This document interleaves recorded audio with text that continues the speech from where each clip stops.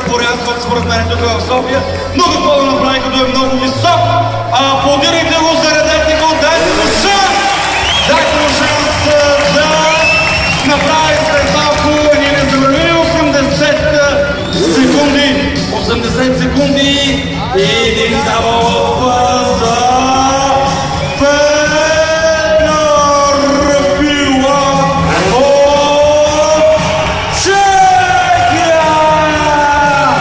Това е човекът, който има достатъчно голяма смелост да се качи с кмета на Чех на Прага и да направи първия в историята тандем бекфлип. Аз няма да говоря повече. Дани Торес на втора позиция. Аз знам резултатите. Но сега е момента на Петър Пилат. Петър Пилат и баща му се казва по същия начин. Да започваме!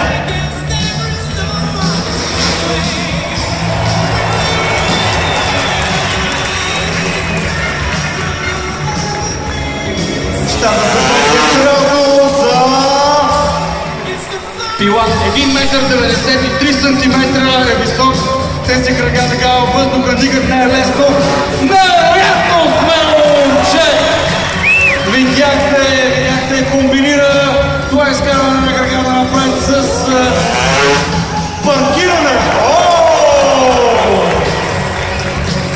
До сега не го бяхме виждали това леко стецизиране. Страхотен бекфлип, видяхте два елемента един след друг, без да се намества.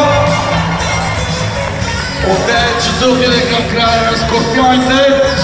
Петър Пилат от Чехия. На този скок му казват още играеща страна сигничър, но класически чешки underflip за Петър Пилат. Масивен клипчекър за един от най-масивните състезатели. Покръвете го, ако го е харесало! Петър Пилат от Чехия! Аз си позволих от ваше нещо да покажа на това момче. Петре, всички много да закефат в България, всички знаем, че да прецакват съдиите. Затова дай всичко от себе си да зарадваш хората в своя дабъл. Времето тече.